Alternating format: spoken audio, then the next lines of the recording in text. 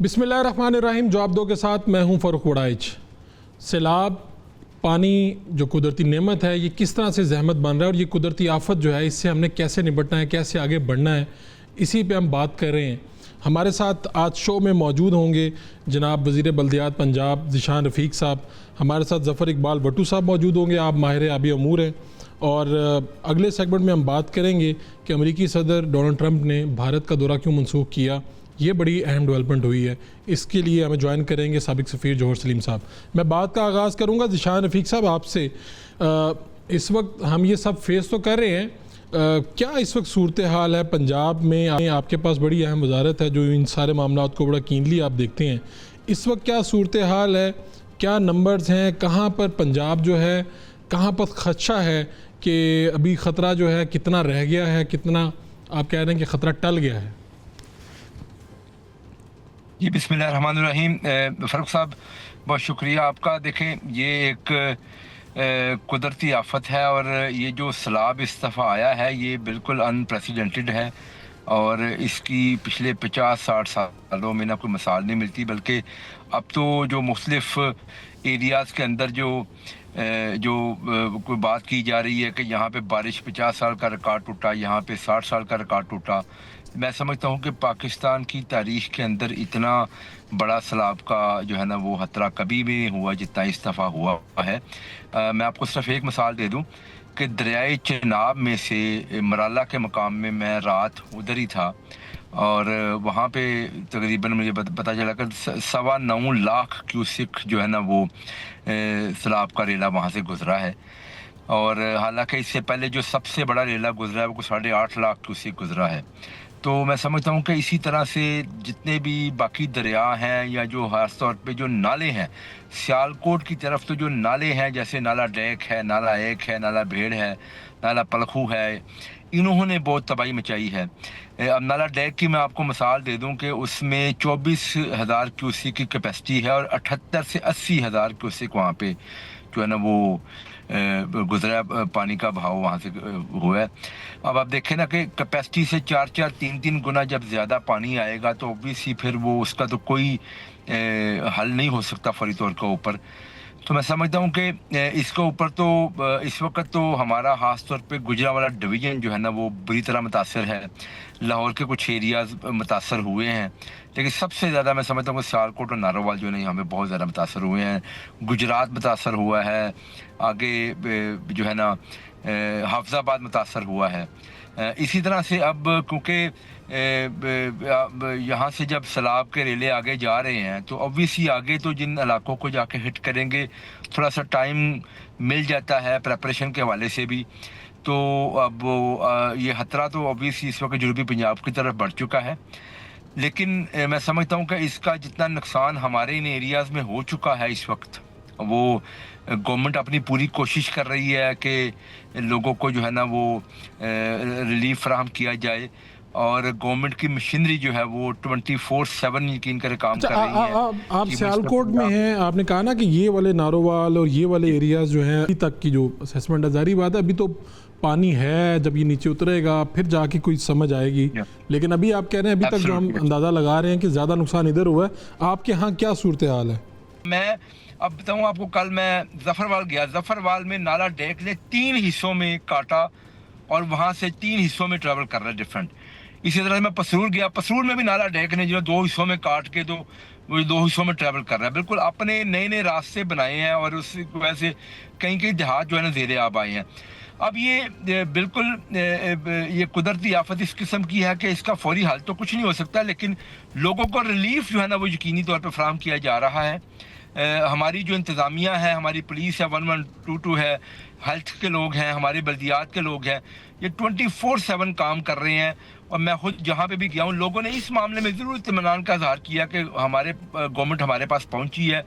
हमने ये जो नुकसान इस वक्त जानी नुकसान हुआ है उससे कई गुना ज़्यादा खुदाना हादसा हो सकता था अगर प्रॉपर प्रिपरेशन ना की। आप कह रहे हैं कि जहाँ जहाँ आप जा रहे हैं हुकूमती जो प्लानिंग है या हुकूमती रिलीफ कह लें उससे आवाम मुतमिन नज़र आई है कि भाई आपके अदारे हमारे पास बर जी वक्त बिल्कुल पहुँचे जी, हैं? उनको इसलिए कि लोग उनके पास पहुंचे हैं, हमारी इंतजामिया के लोग उनके पास पहुंचे हैं। और बकायदा देखें ना, हमारे पास जितने फील्ड हॉस्पिटल्स हैं, जितने हमारे पास क्लिनिक्स ऑन व्हील्स हैं, वो तमाम के तमाम इस वक्त जो है ना वो डिप्लॉयड हैं मुख्तलिफ एरियाज़ के अंदर। मेडिकल कैंप्स अलहदा लगे हैं, और बाकी जो फूड के वाले से कैंप्स अलहदा लगे हैं। 15.5 लाख लोग जो है ना, उस 15.5 लाख से जायद लोग जो है ना वो इस वक्त मुतासर हो चुके हैं। अभी मैं बात कर रहा हूँ इस एरिया की सिर्फ। ऑब्वियसली जब ये आगे जाएगा तो फिर ये तादाद ज़्यादा बढ़ेगी। इसके अलावा 4 लाख से ज़ायद जो है ना जानवरों को जो है ना वो हमने वहाँ से निकाला है और उनको सेफ मकामात पे जो है ना वो ट्रांसफ़र किया है। उनके चारे का भी बंदोबस्त है, लोगों के खाने पीने का भी बंदोबस्त है, अद्वियात का भी बंदोबस्त है। अब जब तक ये पानी निकलेगा नहीं, या निकलना भी पानी नहीं ज़ाहिर अपने नेचुरल तरीके से ही है इस वक्त, क्योंकि इतना ज़्यादा पानी है। ये जब पानी का लेवल डाउन होगा मुख्तलिफ अच्छा, दरियाओं में, ये मुख्तलिफ निशान नहरों साहब ये में, तो बताइएगा, पानी ये चलेगा। कल ख्वाजा आसिफ साहब मेरे शो में थे, वो कह रहे थे कि हमें बताया, चूँकि ये सियालकोट के साथ तो बॉर्डर है, कि उस तरफ भी बारिशें तो उस तरफ भी हुई हैं, दूसरी तरफ भी। तो कुछ लोगों ने कहा कि जी, जैसे उन्हें बताया गया कि जी जानवर वहाँ से बह के भी आए हैं, या कि हिरन देखे हैं उन्होंने, इस तरह से भी ये इतलात भी हैं, इस तरह भी हुआ है? तो बिल्कुल बेतहाशा जानवर वहां से बह के भी आए हैं, ये बिल्कुल बात हकीकत है। इंडिया से? वहां पे जी हाँ, इंडिया से बेतहाशा जानवर वहां से बह के आए हैं, और मुर्दा जानवर भी आए हैं, मतलब इसमें कोई शक नहीं।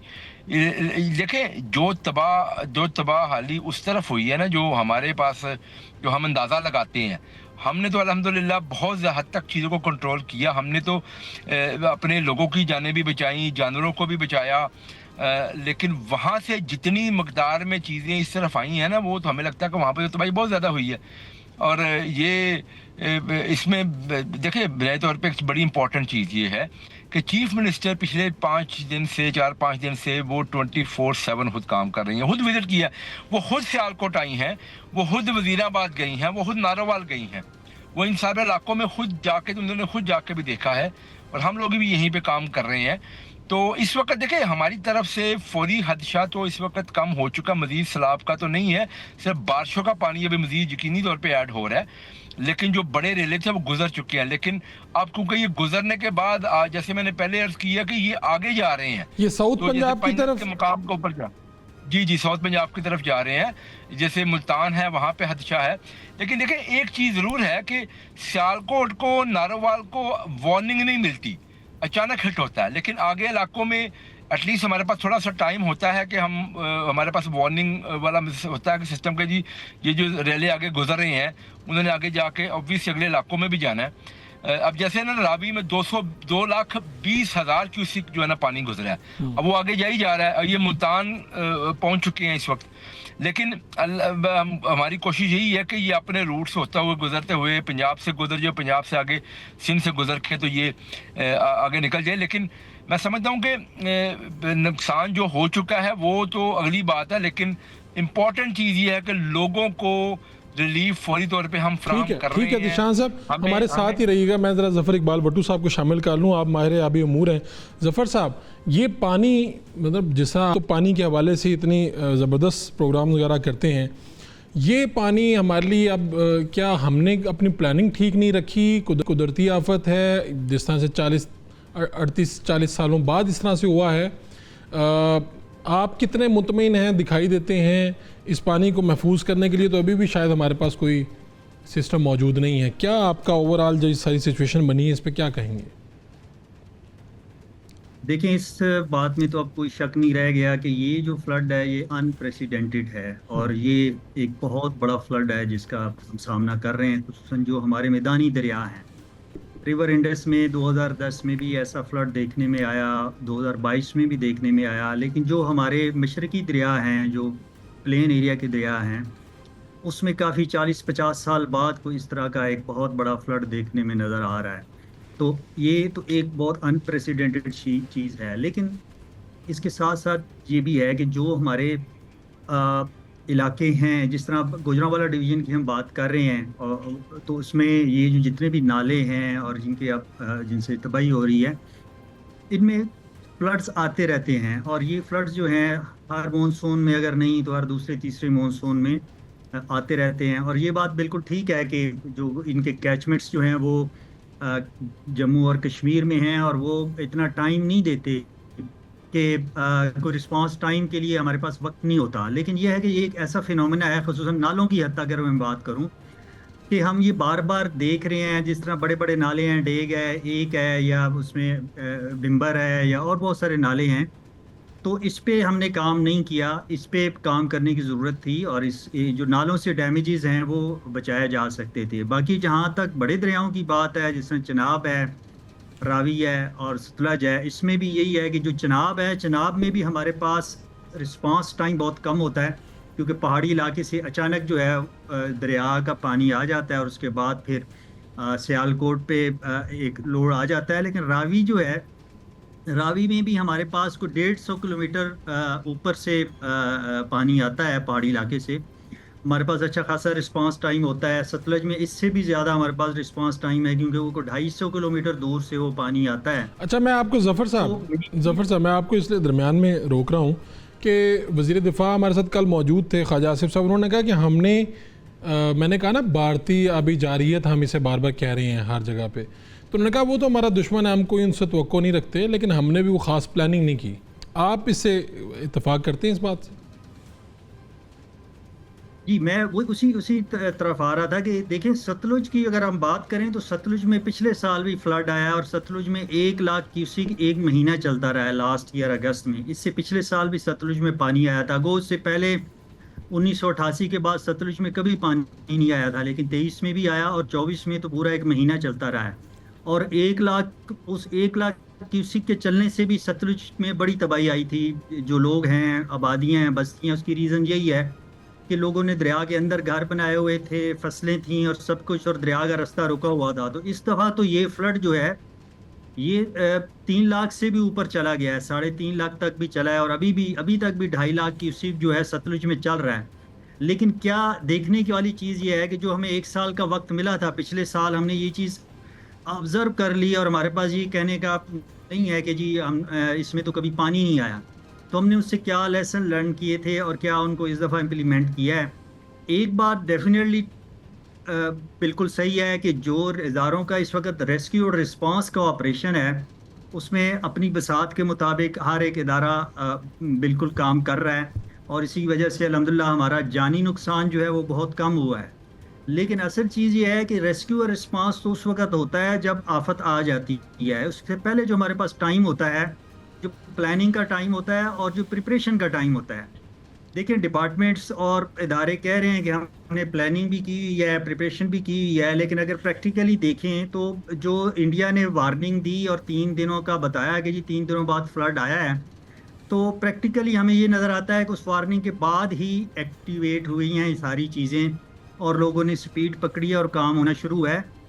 अदरवाइज मॉनसून के स्टार्ट से ही अगर एक इस तरह का शुरू कर दी जाती तैयारी, और लोगों को एतमाद में लेके, और ऑलरेडी पहले से डिसाइड होता कि जी किस आबादी को रेस्क्यू करके हमने किस इलाके की तरफ लेके जाना है। जी, अब फिर वज़ीर साहब से पूछ लेते हैं। वज़ीर बल्दियात हमारे साथ मौजूद हैं, अहम वज़ीर हैं, इनके पास ये सारी चीज़ें इनके पास हैं। ये जो बात भट्टू साहब ने की है, और ये मुख्तलिफ बात नहीं है, मैं ख्वाजा आसिफ साहब का हवाला दे रहा हूँ, वो ख़ुद वज़ीर दिफ़ा हैं, आपके सीनियर रहनुमा हैं, उन्होंने भी ये बात की है। तो ज़िशान साहब, ये बात दुरुस्त है कि देखिए, ये हमारी प्लानिंग थी और हमारे ये काम ही था कि इस दफ़ा बारिशों का पानी शहरों के अंदर with in few hours clear हुआ है, और तमाम शहरों में ये काम हुआ है, जहाँ पे हमने बाकायदा पहले रिसिल्टिंग शुरू कर दी और नालों की और सारी सफाई ठीक कर दी। और एक काम मैं आपको बड़ा इंपॉर्टेंट बताता जाऊँ, जो हुकूमत पंजाब ने ऑलरेडी इसके ऊपर काम शुरू कर दिया है।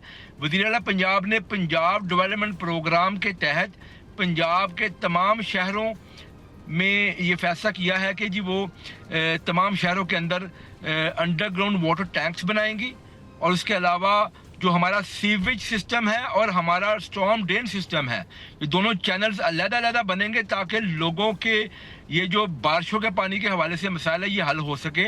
इसी सिलसिले में ऑलरेडी 66 शहरों के ऊपर काम शुरू कर दिया गया है। 66 शहरों की स्कीम इस दफ़ा इस साल के ADB में शामिल है, और उसका ऊपर बाकायदा काम शुरू कर दिया गया है। जहाँ और एक सवाल और कि ये अभी गुजरगाहों पे तामीरात नहीं होने देंगे, ये बयानात हम अब तो सुन रहे हैं, फेडरल मिनिस्टर्स भी कह रहे हैं, आप लोग भी कह रहे हैं, ये पहले सब कुछ हुआ है ना ज़ीशान साहब, इसका जिम्मेदार कौन है? हाँ जी, मैं बिल्कुल, आपने जो बात की है, हमारे सिर्फ यहाँ पे अभी गुजरगाहों की बात नहीं है, हमारे यहाँ पे इंक्रोचमेंट एक अरसे दराज से जो है ना एक बहुत बड़ा इशू रहा है। और ये भी क्रेडिट आप पंजाब गवर्नमेंट को दें और वज़ीर आला पंजाब को दें कि उन्होंने पंजाब के शहरों के अंदर एंटी इंक्रोचमेंट एक तारीखी ऑपरेशन किया है, जिसमें तकरीबन हर शहर के अंदर रोड्स को क्लियर किया गया है, इलाकों को खुला किया गया है। और उसके अंदर आपको मालूम है कि बिल्कुल मेरिट के ऊपर फैसला किया गया और बिल्कुल मेरिट के ऊपर उन्होंने जो है ना वो ऑपरेशन किया, कहीं किसी के दबाव में नहीं आई। और अब इसी तर्ज के ऊपर इंशाअल्लाह जो हमारी आबी गुजरगाहें हैं उनके ऊपर भी यही ऑपरेशन गवर्नमेंट ऑफ पंजाब करेगी और बिल्कुल मेरिट के मुताबिक करेगी। और यही इसका सोल्यूशन भी है कि जो दरियाओं के नेचुरल वेज हैं, जो रास्ते हैं, वो बिल्कुल क्लियर हों। और जब वो क्लियर होंगे तो शायद ये जो मामला हुआ है ये इस तरह ना होता। लेकिन ये जैसे मैंने कहा कि पिछले कई सालों से ये नजायज़ तजावज़ात हमारा एक बड़ा इशू रहा है। ये नजायज़ तजावज़ात बनती गई है, लेकिन कभी किसी ने इस तरह से नहीं कराई जिस तरह से वज़ीर आला पंजाब मरियम नवाज शरीफ साहबा ने नजायज़ तजावज़ात का खात्मा किया पंजाब के अंदर। तो आप कह रहे हैं, चलें, आप कह रहे हैं कि ये हमने अब बड़े सख्त इकदाम ले लिए। गुफ्तगू चल रही है जनाब, एक ब्रेक लेंगे, ब्रेक से वापस आएंगे तो हमारे साथ साबिक सीनियर सूबाई वज़ीर पीपल्स पार्टी के अहम रहनुमा हसन मुर्तज़ा साहब, जो इस वक्त बहुत ज़्यादा परेशान हैं, देहात अपने हलके में मौजूद हैं, उन्होंने अपने इत्तेहादियों से यानी हुकूमत से, पाकिस्तान मुस्लिम लीग नून से क्या शिकवे शिकायत की हैं, तो वो हमें वक्त देंगे, हम उनसे पूछेंगे कि क्या चल रहा है। एक short commercial break. Welcome back. Hasan Murtaza साहब, आप पीपल्स पार्टी के जनरल सेक्रेटरी हैं पंजाब के। अब हसन मुर्तज़ा साहब, आपको मेरी आवाज़ आ रही है? जी बहुत शुक्रिया, आ रही है आवाज़। आपको वज़ीर बल्दियात ज़ीशान रफ़ीक साहब भी सुन रहे हैं, आप असम्बली में इकट्ठे रहे हैं। आपका मैंने क्लिप देखा है जिसमें आप बता रहे हैं कि मैं पिछले 7 साल से कह रहा था हमारे देहात जो हैं ये तबाह हो जाएंगे, आप लोग कुछ कर लें। ये मैं चाह रहा हूँ वो बात आप ज़रा दोहरा दें, ज़ीशान रफ़ीक साहब भी सुन लें ज़रा। बहुत शुक्रिया फर्रुख साहब। ये बात तो जो आपका सिलसिला चल रहा है इंक्रोचमेंट के हवाले से, उससे हटके थी। ये मैं फ्लड के लिए गुजारिश कर रहा था उनसे कि मेरा एक दरिया के कच्चे में एक गांव है जो कि पिछले साल से कटाव की जद में है और बेशुमार दफ़ा निशानदेही की, वहाँ पे टीम्स आई, सर्वे किए, कोई 3-4 टी ऑफ्स बनी, लेकिन वो रुक नहीं पा रहा था। तो सैकड़ों एकड़ अराजी जो है वो दरिया बुर्द होगी।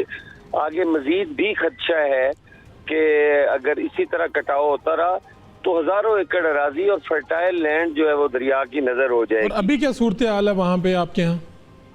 अभी भी बहुत बुरी सूरत हाल है। हम ये नहीं कहते कि हुकूमत ने वहाँ कुछ नहीं किया, लेकिन बहुत कम वहाँ पे हो सका है। अगर बेहतर किया जा सकता था जो नहीं हो सका, लेकिन खैर क्योंकि ये हमारी तो किस्मत है, हमने तो हर साल इसको फेस करना होता है, चाहे छोटा हो चाहे बड़ा हो।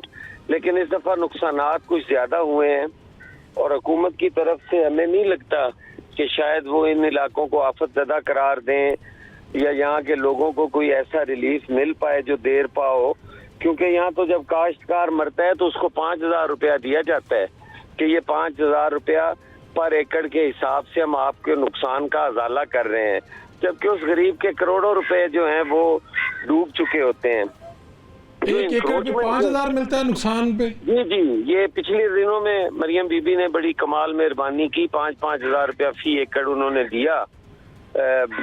जब 4-5 फसलें हमारी मारी गई, जिसमें मक्की थी, चावल था, जिसमें तमाम आलू था, लोग बड़े बेचारे बड़े परेशान हुए। लेकिन ज़ीशान साहब ने आपकी सारी बात सुनी है, मैं चाह रहा हूँ वो रिस्पॉन्ड कर लें। ज़ीशान साहब, आपको आवाज़ आई हसन साहब की?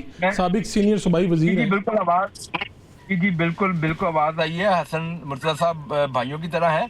मैं थोड़ा सा इनकी इंफॉर्मेशन में इजाफा करना चाहूँगा और मुझे यकीन है इनको मालूम भी है, लेकिन काश ये 5,000 के अलावा जो किसान कार्ड है उसका भी जिक्र कर देते, जिसमें किसान को 1.5 लाख तक का जो है ना वो एक वो लोन मिला है, जो कि बगैर किसी सूद के है, जो किसान अपनी हर फसल से पहले इस्तेमाल कर सकता है। इसके अलावा काश ये ट्रैक्टर स्कीम का भी जिक्र कर लेते। बात यह है कि देखें, हमने ओवरऑल एक बड़ा पैकेज जो है ना किसानों को दिया है।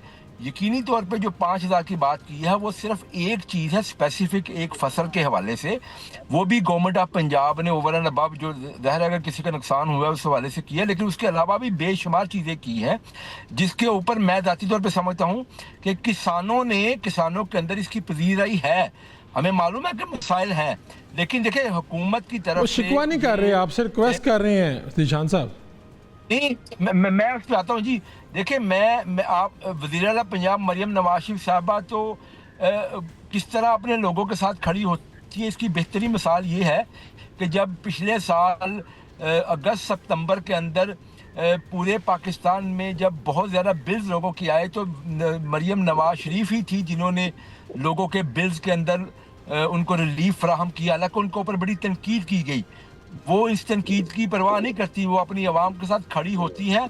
उनके जो सैकड़ों इनिशिएटिव्स हैं वो तमाम के तमाम लोगों के लिए सर्व हो रहे हैं। चले, आप भी चीज़ों को देख रहे हैं। मैं बस एक चीज़ का यकीन दिलाना चाहता हूँ। एक हसन साहब की बात सुन लें, हसन साहब कुछ कहना चाह रहे थे। मैं सिर्फ एक चीज़ का यकीन दिलाना चाहता हूँ जी जी जी कि जिस तरह के ऊपर इससे पहले हमने इंशाअल्लाह अल्लाह के फजल से काम किए हैं लोगों की फलाह बहबूद के लिए, इसी तर्ज के ऊपर, इसी डगर के ऊपर चल के इंशाअल्लाह ठीक है, इस ठीक, फ्लड में भी लोगों के हसन साहब का एक पॉइंट ले लूं बस, उसका हवाला करेंगे। जी हसन साहब।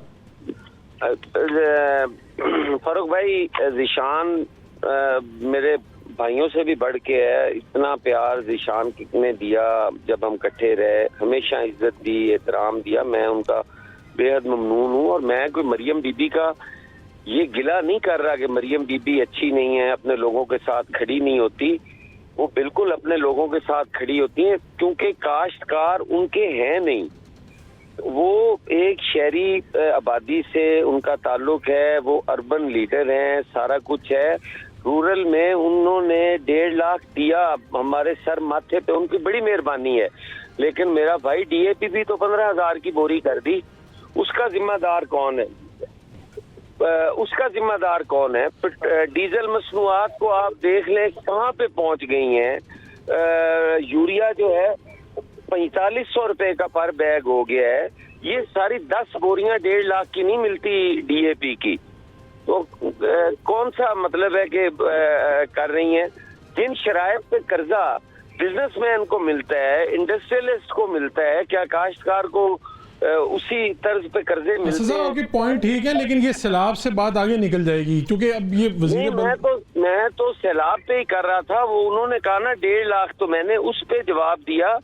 सैलाब में भी वो काम कर रही हैं, मैं नहीं कहता नहीं कर रही, बड़ा अच्छा काम कर रही हैं, लेकिन उन्हें ज्यादा करना चाहिए था। नहीं, आज तो आप बड़े अच्छे अंदाज में कह रहे हैं। ऑपरेशन होते रहे तो मेरा ख्याल है उसमें कम तकलीफ होगी लोगों को। नहीं, आज तो बड़े अच्छे अंदाज से कह रहे हैं। कल परसों आप जज्बाती थे, मैंने जो आपका क्लिप देखा था उसमें आप कह रहे थे मैं लानत भेजता हूं इत्तेहाद पे। आगे से जब ज़ीशान होगा मैं कोशिश करूंगा कि पोलाइट रहूं। हालांकि मेरे दुख दर्द बहुत ज्यादा है। ये बंदा बहुत अच्छा है, इंसान बहुत अच्छा है। मैं इसके सामने इतना भी कहना वो मुनासिब नहीं समझता कि उसकी क़यादत के बारे में मैं इतनी बात भी करूं। ठीक है, मैं समझ गया, बिल्कुल आपकी बात उन तक पहुंच गई है। मैं आपका समझदार साहब बहुत शुक्रिया, आपका पॉइंट आ गया। मैं वट्टू साहब से आखिरी मिनट है। वट्टू साहब, आखिरी बात ये कि हमें अब करना क्या है, ये सब कुछ हमारे सामने आ गई है। मैं चाहूँगा कि आप जब बात कर रहे हैं तो हमारी ऑडियंस तो सुन ही रही है, वज़ीर साहब भी सुन लें, आप एक्सपर्ट हैं इस हवाले से। कुछ 1-1.5 मिनट में अगर आप कुछ कह सकें, मुख्तसरन मगर पूरा असर। देखिए, मेरा ख्याल है कि अगर हमें ये बात समझ आ गई है कि पानी की रास्तों में कोई रुकावट नहीं होनी चाहिए जी, और नहीं बर्दाश्त की जाएगी, तो हुकूमत की तरफ से एक इसके बारे में अगर हुकूमत सीरियस है तो गुड जेस्चर ये होगा कि अभी एक कमीशन बुलाने का ऐलान कर दिया जाए और वो कमीशन इन तमाम आबी रास्तों की इन्वेस्टिगेशन करे और इसके ऊपर जितनी भी नाजायज़ तजावज़ात हैं, इंक्रोचमेंट्स हैं, वो किसने कराई, किसकी इजाज़त से हुई और उन अकाउंटेबल कौन है, और अकाउंटेबिलिटी अगर की जाए अगले साल के फ्लड तक, अगर ये चीज़ें लोगों को नजर आना शुरू हो जाए ठीक सामने, है, तो लोग भी मैं आपका पॉइंट समझ गया हूँ। उससे ज़िशान साहब, इस पे मैं चाहूँगा 10-15 सेकंड में आप बस जवाब दे दें कि हुकूमत क्या करने वाली है। जी बिल्कुल जी, मैं ये सारी तजावीज़ बड़ी इंपॉर्टेंट हैं और मैं सिर्फ आपको यही यकीन दिला रहा हूँ कि इस वक्त हमारी पहली प्रायोरिटी है लोगों के लिए रिलीफ। वो हो रहा है, ये सारे का सारा पोस्ट फ्लड इंशाल्लाह ये सारे काम होंगे और सीएम पंजाब खुद आवाम को, पंजाब के आवाम को एतमाद में लेके चीज़ें उनके सामने रखेंगी कि इन चाहे मुश्किल फैसले हों वो इंशाल्लाह मैं फैसले करेंगे। ठीक है, मुश्किल फैसले होंगे लेकिन आपको करने होंगे अवाम के लिए। बहुत शुक्रिया ज़िशान रफ़ीक साहब, आपने वक्त दिया। ज़फ़र इकबाल भट्टू साहब, आपने शो के लिए वक्त दिया। असद मुर्जा साहब भी अपना गिला कर रहे थे, लेकिन ये बात सिर्फ पंजाब की नहीं है, पूरा पाकिस्तान इससे मुतासिर हुआ है किसी ना किसी तरह, और अभी भी ख़तरा टला नहीं है। चाहे हमारा दुश्मन भारत ही क्यों ना हो, सलाल डैम की गेट खोल दिए गए, वहाँ से एक बहुत बड़ा रेला जो है वो आ सकता है। और ये जो बात है कि हमने प्लानिंग नहीं की, ये बहुत अहम है।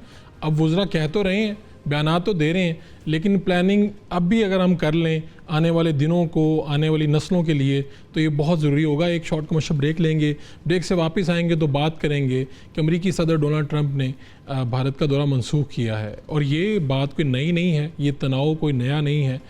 पाकिस्तान की जहाँ पे तारीफ़ वो कर रहे हैं, वहीं इंडिया पे टैरिफ लगा रहे हैं। ये सारी बातें क्या चल रही हैं? साबिक सफ़ीर जौहर सलीम साहब हमारे साथ होंगे। एक short commercial break. Welcome back. हमारे साथ मौजूद हैं साबिक सफ़ीर जनाब जौहर सलीम साहब। बात हम करेंगे कि ये क्या हुआ। हमें तो अब काफ़ी माह से ये नज़र आ रहा है, ख़ास तौर पे जब से मई का महीना शुरू हुआ था तब से ही।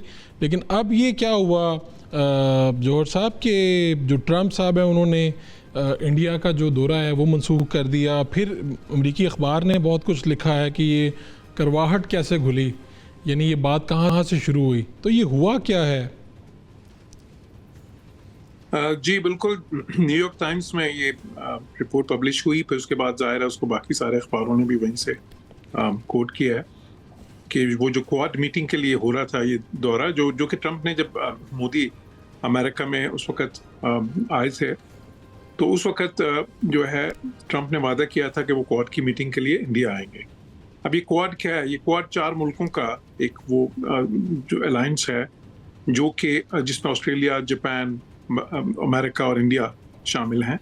और ये बेसिकली इंडो पैसिफिक स्ट्रेटजी जो सो कॉल्ड इनकी है, जो एक नाम नहाद कि जी वो हमने ये पूरा जो रीजन है और पैसिफिक है इसको बिल्कुल हमने जो है वो क्लियर रखना है। प्राइमरीली तो वो ज़ाहिर है वो चाइना के इन्फ्लुएंस की बात उसमें है कि जी चाइना का इन्फ्लुएंस जो है इसमें ज़्यादा ना बढ़ जाए। तो एक किस्म का उनको उसकी चाइना की कंटेनमेंट के लिए जो ऑर्गेनाइजेशंस बनी है उनमें से एक है, बल्कि सबसे शायद अहम फोरम है उसमें इस रीजन का। तो उसकी मीटिंग के लिए आना था ट्रंप ने, लेकिन अभी ये ज़ाहिर है रिपोर्ट्स आ रही हैं कि वो नहीं आएंगे। अब उसकी वजूहात जो हैं वो मतअद्दिद हैं। एक तो ज़ाहिर है ये भी है कि उनके ट्रेड डिस्प्यूट्स आपस में जो है इंडिया के हुए हैं, और इंडिया और जो अमेरिका उनकी ट्रेड काफ़ी बड़ी है, खासी बड़ी है। पाकिस्तान के मुकाबले में जो ट्रेड डेफिसिट अमेरिका फेस कर रहा है वो भी 40-50 बिलियन डॉलर के करीब है सालाना। फिर उसके अलावा तो अब वो उसको प्रेसिडेंट ट्रंप ज़ाहिर है कम करना चाह रहे थे, उसके लिए उन्होंने फिर जो आपस में ट्रेड नेगोशिएशंस की वो किसी नतीजे पे नहीं पहुंची, तो अब उन्होंने देखे उनके ऊपर 50% तक टैरिफ लगा दिए इस वक्त। दूसरा ये है कि जो इंडिया से बहुत ज़्यादा लोग वो H1B वीज़ाज पे वहाँ से जाते थे IT वाले, बल्कि वो जो वीज़ाज थे H1B उसका 70% हिस्सा इंडियंस इस्तेमाल करते थे, और वो हज़ारों की तादाद में बल्कि लाखों की तादाद में आते थे अमेरिका। तो ट्रंप ज़ाहिर है इमिग्रेशन पे भी उनकी बड़ी सख्त पॉलिसीज़ हैं, तो उसको भी वो नापसंद करते हैं इस चीज़ को भी कि जी हमारे जो जॉब्स हैं वो बाहर वाले क्यों ले जाएं, खसूसन इस किस्म के। तो उस पर भी रिस्ट्रिक्शंस लगा रहे हैं। फिर इंडिया से बहुत ज़्यादा इलीगल भी हर साल को लाख के करीब तकरीबन वहाँ पे जाना शुरू हो गए थे मुख्तलिफ रस्तों से, तो उस पर भी वो भी एक इशू था उनके दरमियान। फिर ये जो पाकिस्तान और हिंदुस्तान की जो जंग हुई, और उसमें फिर जब एक अमेरिका ने बहुत ही ज़्यादा और ट्रंप ने एक बड़ा इफ़ेक्टिव रोल अदा किया वो सीज़फायर करवाने में उस वक़्त, और उसको जो है पाकिस्तान ने तो तस्लीम भी किया, पाकिस्तान ने उसको अप्रिशिएट भी किया, तो हिंदुस्तान ने उसको डिनाई किया बहुत से मौक़ों पे। और जबकि ट्रंप ज़ाहिर है उन्होंने एक चीज़ की थी और उसका क्रेडिट लेना चाहते थे, और वो अपना जो वो समझते हैं कि वो इस तरह की बहुत सी जो चीज़ें वो कर रहे हैं उसकी वजह से नोबेल पीस प्राइज़ के भी वो हकदार हैं। तो उसमें भी पाकिस्तान उन 5 मुल्कों में शामिल है जिसने कि ट्रंप को एंडोर्स किया उसके लिए उसमें जो बाकी मुल्क हैं जो है उसमें आर्मीनिया है, अज़रबैजान है, इसराइल भी है, कंबोडिया है। तो उसमें अब हिंदुस्तान जो बार बार कहता रहा वो तो उनके मौक़िफ़ की बिल्कुल नफ़ी, वो हिंदुस्तान ने कहा कि नहीं जी इनका तो कोई रोल नहीं था, बिल्कुल भी अमेरिका का, ये तो हमने जो है खुद से, बल्कि पाकिस्तान ने जो झूठ बोला उन्होंने और बहुत ज़्यादा मौके पे उस पर ट्रम्प खासे नाराज़ होते गए। फिर साथ ही साथ जो हिंदुस्तान एक्सपोज हुआ उस जंग में, क्योंकि वो तो उसको समझ रहे थे कि ये हमारा बहुत ही कलीदी जो है पार्टनर है चाइना की कंटेनमेंट के लिए, और लेकिन जब उस जंग में देखा गया कि वो तो पाकिस्तान के मुकाबले में भी उनकी जो कारकर्दगी रही वो बड़ी मायूसकुन रही। आप कह रहे हैं कि उनकी शिकस्त जो है इंडिया की, वो भी उसने भी बड़ा किरदार अदा किया ये ताल्लुकात ख़राब करने में अमेरिकी और जी, बिकॉज उनकी वो सारा जो था एक ऑरा बना हुआ था इंडिया का कि जी वो चाइना को कंटेन करने में एक बहुत ही कलीदी किरदार अदा कर सकते हैं। तो वो सारा जो उनका एक मिथ थी वो सारी जो उनसे टूट गई उससे, तो उसकी वजह से भी उनकी अहमियत कम हो गई। तो इन सारे अवामिल की वजह से जो है हिंदुस्तान के और अमेरिका के ताल्लुकात इस वक्त खासे अरसे के बाद एक बहुत ही लो ट्रेजेक्ट्री पे हैं इस वक्त, और मुसलसल नीचे जा रहे हैं। जबकि ये पिछले आप समझ लें कि 2008 के बाद से ये ताल्लुकात मुसलसल एक अपवर्ड स्पाइरल पे थे। बहुत ज़्यादा उनमें ट्रेड भी बढ़ रही थी, डिफेंस कॉपरेशन बहुत ज़्यादा बढ़ रही थी। अभी जब मोदी गए थे ट्रम्प के पास, उस वक्त बहुत से एग्रीमेंट्स आपस में साइन हुए थे। इंडिया को वो एक स्ट्रेटेजिक पार्टनर के तौर पे देखते थे, बल्कि ना सिर्फ अमेरिका बल्कि पूरा जो वेस्ट है, जो यूरो अटलांटिक अलायंस है वो भी। तो वो सारा हवा जो है हिंदुस्तान का इस वक्त बिखर गया है, और उसमें उनका अपनी भी बहुत ज़्यादा गलतियां हैं। बिकॉज हिंदुस्तान कर क्या रहा था, वो एक डबल गेम खेल रहे थे। एक तरफ तो अमेरिका को ये यकीन दहानी कि जी हम आपके स्ट्रेटेजिक पार्टनर हैं और पूरे मगरब को, और दूसरी तरफ रशिया के साथ देखें, रशियन ऑयल जो है वो भी एक जो है ना तनाज़ा बना अमेरिका और इंडिया के दरमियान कि रशिया के ऊपर सैंक्शंस लगी हैं और हिंदुस्तान उनसे तेल बहुत ज़्यादा ख़रीद के सिर्फ अपने लिए नहीं बल्कि उसको जो है रिफाइन करके तो इंटरनेशनल मार्केट्स में बेच के वहाँ से बहुत बिलियंस ऑफ डॉलर्स का मुनाफा कमा रहा था। अब क्योंकि अमेरिका की और वेस्ट की कोशिश ये थी कि रशिया की जो रिसोर्सेज हैं वो ख़त्म की जाएं, उनका तेल इतना ज़्यादा ना बिके, और इंडिया उस चीज़ की नफ़ी कर रहा था, उसके अगेंस्ट काम कर रहा था। तो वो भी एक बहुत ही ज़्यादा उनके बीच में एक वो बना। और फिर ये चीज़ भी सामने आई कि जी जब इस वक्त जबकि रशिया मगरब के साथ इस किस्म की जंग में जो है इस वक्त जो यूक्रेन में चल रही है, वो उसमें आपस में वो दोनों एक जंग लड़ रहे हैं। उस वक्त इंडिया उनका भी स्ट्रेटेजिक पार्टनर बनता है और साथ ही साथ रशिया का भी स्ट्रेटेजिक पार्टनर बन रहा है। और फिर चाइना के साथ भी अपने ताल्लुकात किसी तरह कम नहीं किए, क्योंकि जो चाइना के साथ ट्रेड है हिंदुस्तान की वो भी बहुत बड़ी ट्रेड है, वो $150 बिलियन की ट्रेड है। अच्छा, ये आपके नुक्ते से ही मैं सवाल ये है जोर साहब, मैं आपको दरमियान में रोक रहा हूँ कि ये जो इस वक्त रशियन मीडिया भी बात कर रहा है कि कोई न्यू ग्लोबल ऑर्डर आ रहा है, ख़ास तौर पे इस सिचुएशन के बाद कि जो कहा जा रहा है ना कि अमेरिका जो है जो दूरी हो रही है भारत की अमेरिकी दूरी, उसके नतीजे में मॉस्को और बीजिंग के करीब हो सकता है, और ख़ास तौर पे ये इस तनाजुर में जब SCO की ये सरबराहान की कौंसल हो रही है, तो आप क्या देखते हैं? जी बिल्कुल, इसमें देखें एक तो खैर वो जो हिंदुस्तान कहता है कि जी वो उनकी फॉरेन पॉलिसी जो है वो स्ट्रेटेजिक ऑटोनॉमी पे बेस्ड है कि जी हम किसी के भी साथ अलाइंड उस तरह से नहीं है, हमारी एक ऑटोनॉमी है जो है, क्योंकि हम खुद एक बड़ी ताकत बनने जा रहे हैं। लेकिन उसमें वो फिर मुख्तलिफ मौके पे ये देखा गया है कि वो इनका स्टांस भी बदलता रहता है। मिसाल के तौर पर यही शंघाई कोऑपरेशन ऑर्गेनाइजेशन की मीटिंग्स जो हैं पिछली बहुत सारी थी जिसमें मोदी नहीं गए, हिंदुस्तान उसकी अहमियत मुसलसल जो है दानिस्ता तौर पे कम करने की कोशिश करता रहा। जहाँ तक कि एक मीटिंग जो हिंदुस्तान में खुद होनी थी उसको उन्होंने वर्चुअल मीटिंग कर दिया, बिल्कुल ही उसकी अहमियत ख़त्म कर दी। और दूसरे जो मीटिंग्स हुई उसमें मोदी जहाँ पे उनको जाना चाहिए था नहीं गए। अभी जो मीटिंग हो रही है चाइना में उसमें मोदी अब जा रहे हैं, वो इसलिए क्योंकि अमेरिका के साथ अब उनके ताल्लुकात इस वक्त वो उस तरह के नहीं है जो पहले थे। तो वो अमेरिका को सिर्फ दिखाना चाह रहे हैं कि जी हमारे पास और भी ऑप्शंस मौजूद हैं, रशिया की ऑप्शन भी है उससे, और रशिया में भी अभी उनके फॉरेन मिनिस्टर ने दौरा किया और उनको यकीन दहानी करवाई रशिया को कि जी अमेरिका के प्रेशर के बावजूद हम आपसे तेल वैसे ही लेते रहेंगे।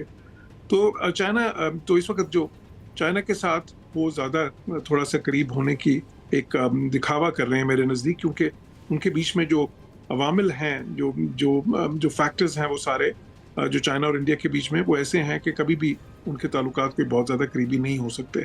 एक स्ट्रेटेजिक कॉन्फ्लिक्ट है, टेरिटोरियल कॉन्फ्लिक्ट्स भी हैं। और फिर वैसे आपस जो में आप ज़ाहिर बात है कर वो रहे तो थे competitive हैं। ये कितना अहम है, यानी 7 साल बाद मोदी का जाना, उससे पहले जयशंकर, फिर चीनी वज़ीर ख़ारजा, ये बातें कितनी अहम है? यानी आपको लगता है कि अब अमेरिका की तरफ दोबारा वापसी होगी इंडिया की, जो कि अभी आप साथ में कह रहे हैं कि भाई चीन वाला जो है ये दिखावा लगता है?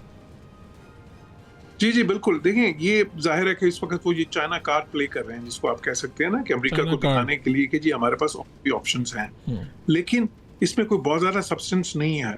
चाइना के साथ उनकी जो इक्तिसादी ताल्लुकात हैं वो तो उन्होंने कभी भी कम नहीं किए थे, वो हमेशा से उनके अभी भी बहुत ज़्यादा वो मुस्तहकम है।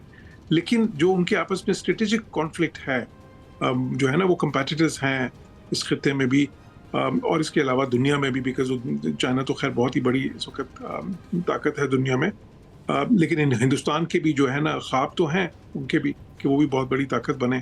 तो और साथ ही साथ फिर देखें उनके टेरिटोरियल डिस्प्यूट्स हैं। अभी तो उनके, आपको पता है, उनके बीच में एक लिमिटेड सी जंग भी हुई थी, तो वो बॉर्डर पे जो स्कर्मिशेस हुए थे सारे, तो वो जो है वो ऐसे फैक्टर्स हैं जो ख़त्म नहीं हो सकते। उसकी वजह से चाइना और इंडिया की आपस में कोई भी पार्टनरशिप नहीं बन सकती। जो है उनकी जो बनती है पार्टनरशिप, असल में वो वेस्ट के साथ ही इंडिया की बनती है। इसीलिए इस चीज़ का भी इम्कान है कि इवेंचुअली कुछ सालों के बाद जब ये सारा क्राइसिस गुजर जाए तो फिर हिंदुस्तान दोबारा से कोशिश करेगा कि वेस्ट जो मगरब है, खुसूसन अमरीका, उनके साथ अपने ताल्लुकात उसी तरह इस्तवार करे जिस तरह पहले उनके, जिस तरह की ट्रेजेक्टरी जा रही थी। क्योंकि चाइना के साथ उनके जो है, ये इसको मैं समझता हूँ कि ये पोस्चरिंग है, ये जो है ना, ये कोई सब्सटेंशियल चेंज नहीं है। आप कह रहे हैं चाइना कार्ड भी प्ले कर लेंगे और साथ में अच्छे वक्त का भी इंतजार कर रहे हैं कि जब उन्हें वापस उसी तरफ आना है जहां से उन्हें दुत्कारा जा रहा है। बिल्कुल ठीक है। जौहर सलीम साहब, आपका बहुत शुक्रिया, आपने बड़ी तफसील से मंजरनामा हमारे सामने रखा। ये था मंजरनामा। लेकिन इस वक्त पाकिस्तान में जो सैलाब की सूरत हाल है, इसमें आपको अभी भी ख़तरा टला नहीं है। एहतियाती तदाबीर इख्तियार करनी है, अपने आस पास जो लोग सैलाब से मुतासिर हुए हैं उनकी मदद करनी। इंशाल्लाह फिर मुलाकात होगी। अल्लाह निगहबान।